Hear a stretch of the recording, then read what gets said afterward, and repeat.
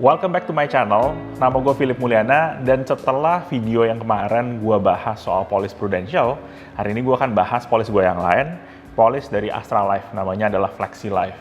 Nah, sebelum gue mulai, disclaimer dulu, gue nggak disponsori, dan gue bikin video ini supaya kalian bisa lebih ngerti apa sih yang ada di dalam polis-polis ini. Jadi kalian bisa lebih ngerti produknya sebelum kalian beli. Kalau misalkan memang kalian cari informasi lebih banyak soal polis atau asuransi atau investasi atau apapun soal keuangan, jangan lupa subscribe di bawah ini dan jangan lupa likes-nya, terus udah gitu nyalain juga notifikasinya. Kita mulai aja yang pertama, yaitu ringkasan polis. Nah, di ringkasan polis ini sama kayak polis-polis sebelumnya, di sini kamu bisa ngelihat banyak soal polis kamu. Nomor polisnya nomor berapa, pada saat kamu klaim kan kamu pasti butuh nomor polis. Tanggal penerbitan polis, pemegang polis, tertanggung, dan segala macam. Di sini juga ada preminya berapa duit, terus udah gitu ada manfaat asuransinya, uang pertanggungannya berapa. Di poin A ini, kamu akan bisa lihat nih manfaat asuransinya adalah manfaat meninggal dunia, sebesar uang pertanggungannya adalah 1 miliar, berarti kalau misalkan tertanggungnya meninggal, maka penerima manfaat atau ahli waris itu akan dapat uang 1 miliar.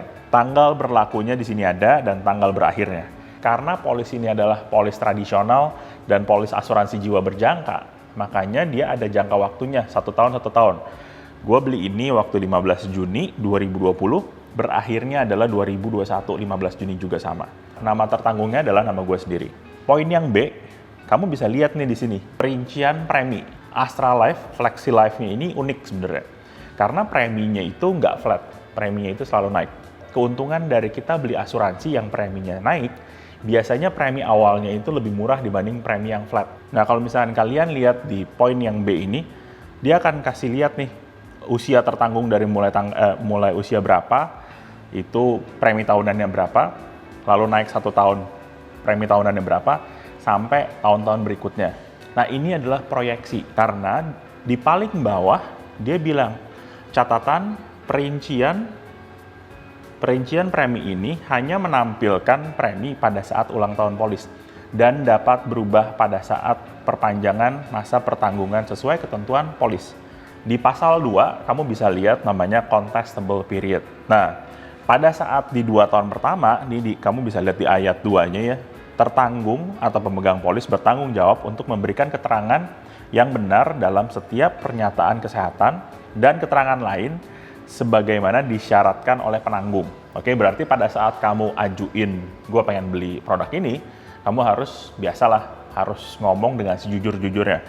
Nah, bila ada satu faktor penting yang diketahui atau harus diketahui, tapi disembunyikan, atau keterangan yang tidak benar yang diberikan oleh tertanggung, yaitu kamu sebagai calon customer, maka penanggung berhak untuk membatalkan perlindungan asuransi atas tertanggung dan atau membatalkan polis ini sejak berlakunya polis.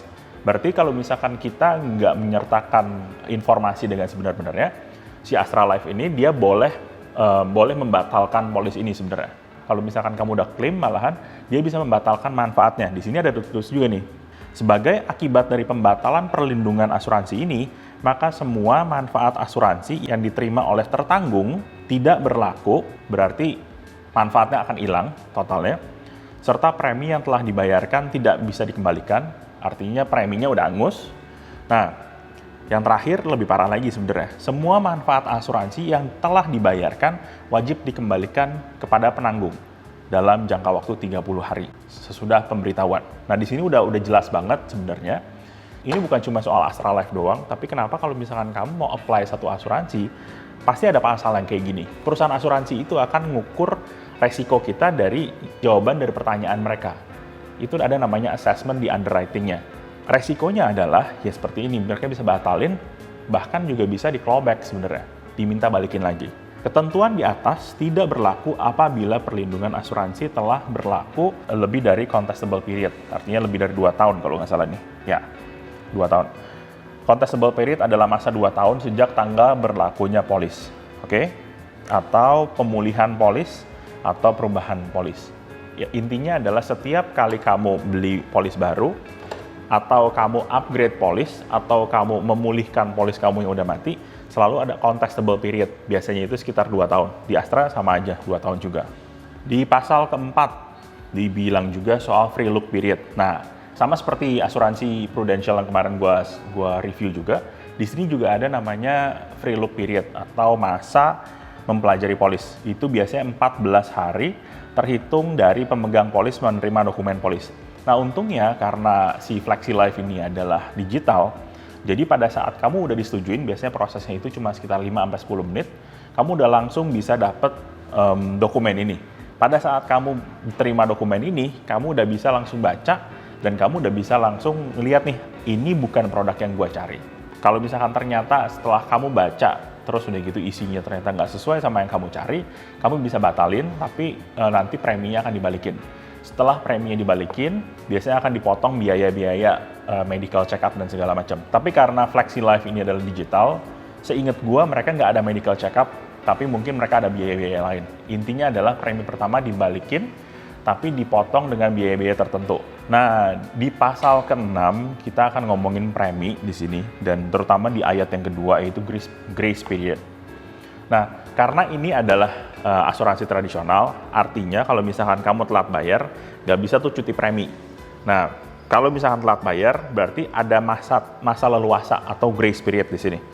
Grace period itu artinya kalau misalkan kamu nggak bisa bayar selama 60 hari ke depan, itu berarti masih dikasih keleluasaan sama pihak Astralife. Tapi berarti kamu harus bayar dalam 60 hari itu. Apa yang terjadi kalau misalkan kamu nggak bayar dalam 60 hari itu, maka polis ini akan batal atau lapse. Kamu bisa lihat nih di pasal ke-8. Nah, di pasal ke-8 ini, ayat 1 dia bilang, dalam hal pembayaran polis tidak dilakukan dalam 60 hari, berarti pada saat grace period itu, pemegang polis dianggap tidak melanjutkan atau tidak memperbaharui polisnya. Polisnya secara otomatis batal. Oke? Anggaplah gue beli 1 Januari 2020. Terus gue beli bayar tahunan. Berarti jatuh temponya selanjutnya adalah 1 Januari 2021. Betul? 2021, 1 Januari gue lupa bayar. Maka gue akan dapat grace period sampai 1 Maret 2021. Anggaplah itu 60 hari lah, kurang lebih. Kalau misalkan gue kelupaan bayar, gue baru bayar sekitar 3 Maret, berarti udah ngelewatin grace period. Berarti polis gue udah batal atau lapse disebutnya. Kalau misalkan polis ini lapse, maka ada 2 pilihan sebenarnya. Pilihan yang pertama adalah kamu ya udah biarin aja, berarti kamu nggak ditanggung lagi sama Astralife. Atau pilihan yang kedua, kamu pulihin lagi. Di pasal 9 kamu bisa lihat nih soal pemulihan polis kalau misalkan polisnya udah lapse. Di ayat 2, kamu bisa lihat periode pemulihan polis sejak lapse itu harus nggak boleh lebih dari 24 bulan. Jadi kalau misalnya mau dipulihin, berarti nggak boleh lewat dari 24 bulan. Di ayat 3 juga dibilangin, kalau misalkan pemulihan itu harus atas persetujuan si penanggung juga. Sebelum pemulihan polis disetujui oleh penanggung, maka polis dinyatakan lapse.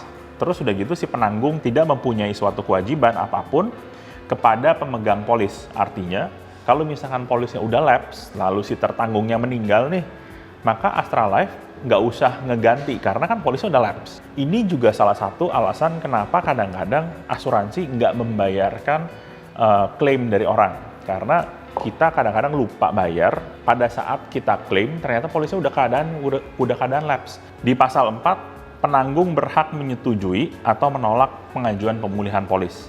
Artinya, setelah kamu lapse, berarti si Astralife ini boleh setuju, boleh enggak. Gitu.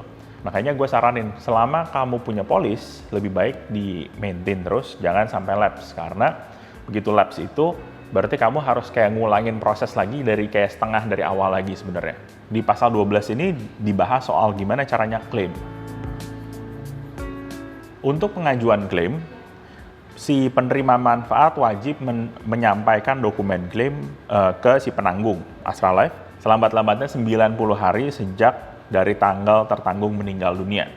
Nah, ini biasa sih, hampir semua asuransi punya pasal ini juga. Jadi kita kalau misalkan mau klaim itu, paling nggak kita ada maksimum waktunya nih. Lu nggak boleh terlalu nunggu sampai berapa tahun baru klaim. Selalu ada batas maksimalnya. Penanggung berhak untuk menolak pengajuan klaim yang udah diajuin setelah lewatnya dari batas waktu tersebut. Pasal ini udah biasa banget sebenarnya. Di ayat 2-nya, ini ada dokumen-dokumen yang kamu butuhin kalau misalkan sampai butuh klaim. Ini tinggal dibaca sendiri aja. Mungkin gua akan highlight yang 2C. fotokopi identitas dan dokumen pendukung hubungan antara pemegang polis, tertanggung atau penerima manfaat yang masih berlaku. Nah, gue akan highlight juga yang ayat ke-7. Setiap kewajiban pemegang polis yang terhutang kepada penanggung berdasarkan polis ini akan mengurangi manfaat asuransi yang dibayarkan. Contoh gini, orang ini dalam masa grace period, artinya polisnya belum lapse kan? Nah, pada saat grace period itu berarti dia punya utang nih, dia belum bayar premi yang tahun ke depannya, tapi dia masih dalam grace period. Nah, misalkan preminya itu adalah 3 juta, terus udah gitu UP-nya itu adalah 1 miliar. Pada saat dia dalam masa grace period, ternyata meninggal, artinya UP-nya itu harusnya keluar sebesar 1 miliar. Tapi karena ada hutang preminya sebesar 3 juta, berarti dia akan keluar 1 miliar dikurangin 3 juta. Di pasal yang 13 kita akan bahas soal perpanjangan. Pada setiap akhir masa pertanggungan, polis ini akan diperpanjang secara otomatis. Kayak kamu punya subscription kayak Spotify atau Netflix, otomatis lah itu, berarti akan ditagih lagi. Diperpanjang secara otomatis dengan masa pertanggungan yang sama, sebagaimana dicantumkan dalam ringkasan polis atau usia tertanggung di saat akhir masa pertanggungan tidak lebih sampai 85 tahun, mana yang lebih dulu. Polis ini maksimum itu cuma sampai umur 85. Jadi setelah 85 itu nggak bisa diperpanjang lagi. Nah, di ayat 2, besarnya premi, dia kan ngomongin besarnya premi yang di depan tuh yang di tabel. Besar premi pada masa pertanggungan berikutnya akan disesuaikan dengan usia tertanggung. Berarti semakin usianya semakin nambah, berarti preminya makin naik pada saat perpanjangan, sebagaimana dicantumkan dalam ringkasan polis yang tadi di depan. Dan tidak perlu dilakukan seleksi ulang terhadap atas diri tertanggungnya. Tapi di ayat 3 dia bilang, penanggung berhak untuk tidak memperpanjang masa pertanggungan dengan pemberitahuan sebelumnya secara tertulis 30 hari kerja pada pemegang polis dengan tetap mengacu ketentuan polis asuransi ini. Mereka otomatis perpanjang, tapi kalau misalkan mereka bisa memilih untuk tidak memperpanjang. Sama seperti polis yang sebelumnya gue sempat bahas juga. Nah, di pasal 14 soal pengecualian. Nah, pengecualian penting nih.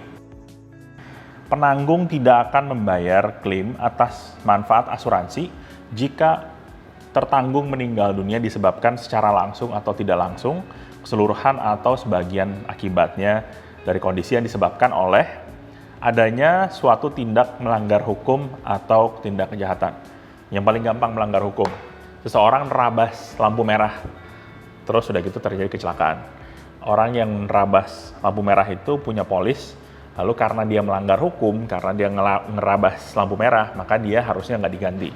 Atau sesimpel ini, nggak pakai helm, atau nggak pakai seatbelt. Itu adalah perbuatan melanggar hukum, bukan kayak perampokan atau segala macam. Itu terlalu jauh mungkin buat lu ya. Kita akan ngomong yang lebih gampang lagi.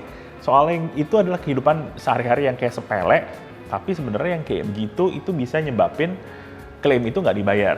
Poin B-nya, bunuh diri atau percobaan bunuh diri dalam keadaan sadar maupun tidak sadar, tidak dalam waktu 2 tahun terhitung sejak berlakunya polis. Berarti kalau misalkan dalam masa contestable period, kalau bisa berdasarkan polis ini, pada masa contestable period itu, tertanggung bunuh diri nggak akan diganti.